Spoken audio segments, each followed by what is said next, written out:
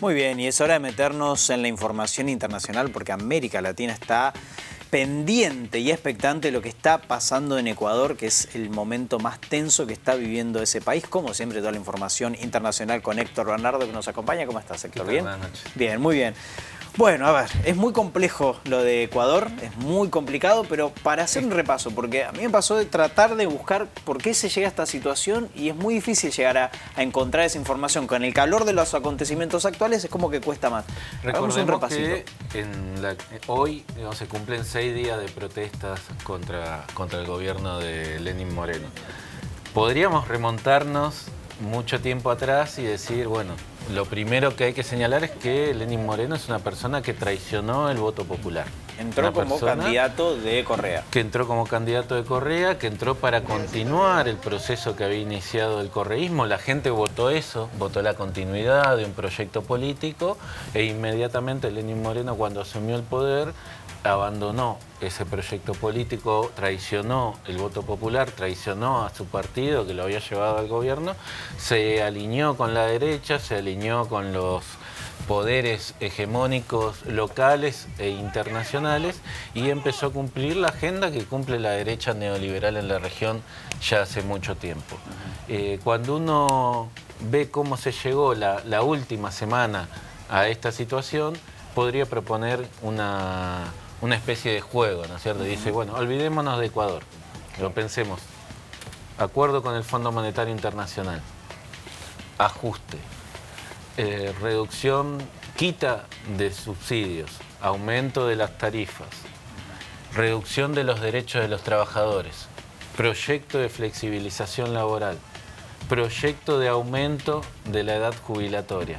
Uno ve esa ¿De qué fórmula país estamos hablando, no? Y podría estar hablando de Ecuador, podría estar hablando de Argentina durante el gobierno de Mauricio Macri, podría estar hablando del Brasil de Jair Bolsonaro o de Michel Temer. De hecho, uno de los panfletos que circulaban era no nos convirtamos en Argentina, ¿no? O no vayamos hacia convertirnos a ser Argentina.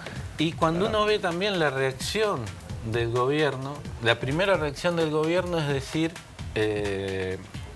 son medidas dolorosas pero necesarias. Teníamos que hacer un sinceramiento de las tarifas y de la... Es como un discurso que baja y que es... Un discurso calcado a lo que ha pasado aquí, calcado a lo que ha pasado en cada uno de los lugares de la región donde hubo cambios de gobierno. Recordemos también una de las grandes mentiras que se trató de instalar durante mucho tiempo, que fue el del fin de los procesos populares en la región, el fin del ciclo populista en la región. Digamos, en el único lugar donde el pueblo había votado un proceso de derecha fue en Argentina. Luego en Brasil el proceso popular se interrumpió a través de un golpe de Estado parlamentario y después a través de la proscripción de Luis Ignacio Lula da Silva. Claro. En Paraguay un golpe parlamentario, en Honduras un golpe parlamentario.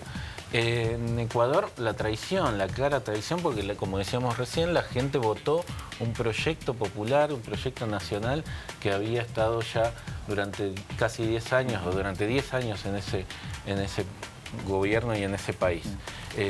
Inmediatamente se da todo este cambio, todo este giro y los gobiernos se replican unos a otros y siempre pasa lo mismo. Los sectores más vulnerables son los más golpeados y los sectores de mayores recursos los más beneficiados. ¿Cómo empezaron estas protestas? ¿Qué fue puntualmente lo que llevó a la primera de las protestas? El jueves, el miércoles, perdón, a la noche, Lenín Moreno anuncia este acuerdo, las medidas que iba a tomar en base a este acuerdo con el FMI. Medidas que como principal golpe al bolsillo de los ecuatorianos tiene el aumento del combustible en un 123%. Y una reducción de los sueldos de los trabajadores estatales en un 20%. ¿123% en un año? No, o de golpe. Inmediatamente, de la noche a la mañana, de la noche del miércoles a la mañana del jueves, 123% de aumento del combustible. Y los sueldos de todos los trabajadores bajan un 20%. De todos los trabajadores estatales, 20%. Eso es una fórmula. Reducen las vacaciones de 30 días a 15. Les aumentan la edad jubilatoria. Todo eso receta del FMI, además, ¿no? Receta del FMI, medida del Ejecutivo, sin pasar por el Legislativo, sin pasar por la Asamblea Nacional, lo que hace provoca el estallido social. Claro. Los primeros que reaccionan son los trabajadores del transporte por el aumento del combustible, pero también el resto de los trabajadores, el resto de los sectores comienza a salir a la calle, y uno de los sectores más golpeados es el sector indígena, que bueno, ha respondido a las medidas que tomó Lenín Moreno con medidas similares. Moreno declaró el estado de sitio, los pueblos indígenas declararon el estado de sitio en su territorio, capturaron a varios policías y dijeron que no los van a liberar hasta que no liberen a los Muy bien. indígenas. Ahora vamos arrestados. a cortar acá esta parte de la columna, pero en un ratito nada más vamos a seguir hablando porque es larguísimo y es muy interesante lo que está pasando en Ecuador porque nos toca muy pero muy de cerca. Seguimos hablando de información internacional, la segunda parte de lo que está pasando en Ecuador, que la verdad nos tiene a todos y a todas muy pero muy preocupados. Vamos a ver, Héctor, entonces en qué nos habíamos quedado. Contamos ya en qué situación llegamos, cómo llegamos se a llegó esto. a esta situación. Exacto. Ahí comenzaron. Ahora, perdón, vos decías 6 días ya hace que arrancó este conflicto. Comenzaron las protestas, cada vez más numerosas. Lenín Moreno reaccionó decretando el estado de excepción, que es como el estado de sitio. Mudó la capital, es ¿no? similar. Él se Casa de trasladó, Gobierno, sí. Trasladó el funcionamiento de la Casa de Gobierno de Quito a Guayaquil para huir de las protestas. Las grandes movilizaciones estaban yendo hacia Quito, entonces él se mudó a Guayaquil con toda su equipo de trabajo, con todo el ejecutivo, con los jefes de los militares, de las casas militares, de las policías. Dio una conferencia de prensa ayer donde no se hizo cargo de todo lo que está sucediendo, donde le echó la culpa a Rafael Correa. Recordemos también un discurso típico de los gobiernos de derecha neoliberales de la región. La culpa nunca la tienen ellos, claro. Siempre la tiene el gobierno anterior, y cada tanto también, como para tratar de zafar un poco y meterse en una lógica regional, la culpa también la tiene Venezuela. Claro. O sea, la tiene el gobierno anterior y Venezuela. Eso fue lo que dijo ayer Lenín Moreno, dijo que la culpa era de Correa, que estaba tratando de hacer, según él, un golpe de Estado, apoyado por, según dijo Lenín Moreno, Nicolás Maduro.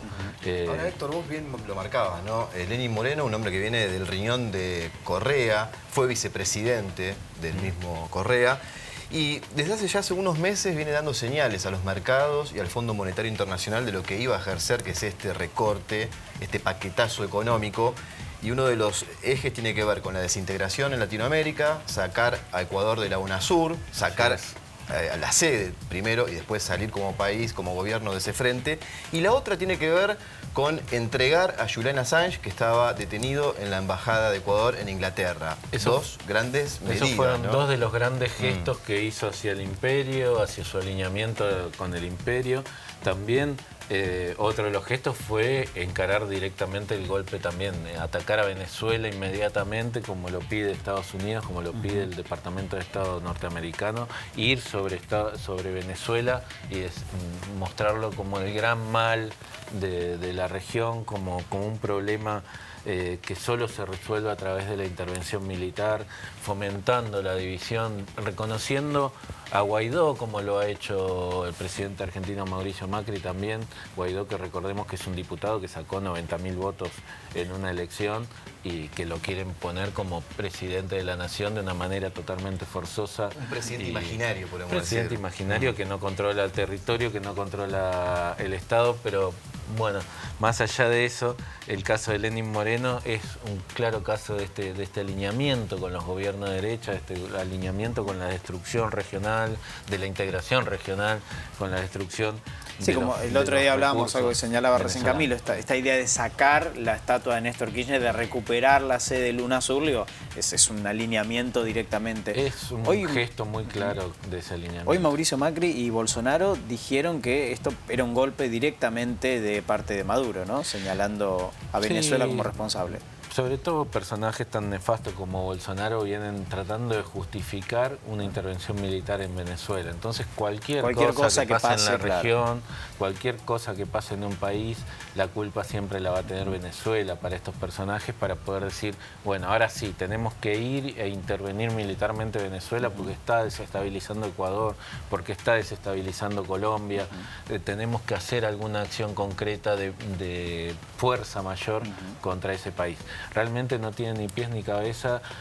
La motivación es clara, la motivación de la gente que protesta en contra de estas medidas económicas que incluso al principio de las protestas, que se fueron radicalizando cada vez más por la propia respuesta del gobierno, al principio de las protestas solo pedían que se anule ese paquete de medidas, que se anule ese ajuste que había decretado el gobierno de Lenín Moreno. Entonces decir que eso es culpa de Venezuela no tiene el mínimo sentido. Una vez que se radicalizó la postura del gobierno, también se radicalizó la postura de quienes protestan, que ahora ya piden la salida de Lenín Moreno. ¿Y qué pasa si se va Lenín Moreno? Ponele, lo echan, se va, renuncia, lo que sea. La Constitución ecuatoriana plantea la posibilidad de lo que se llama una muerte cruzada, que es que Lenín Moreno anule el Congreso y a la vez pida la elección tanto de la Asamblea Nacional, que es el Congreso ecuatoriano, unicameral, digamos, ya no tienen diputados y senadores, sino que son todos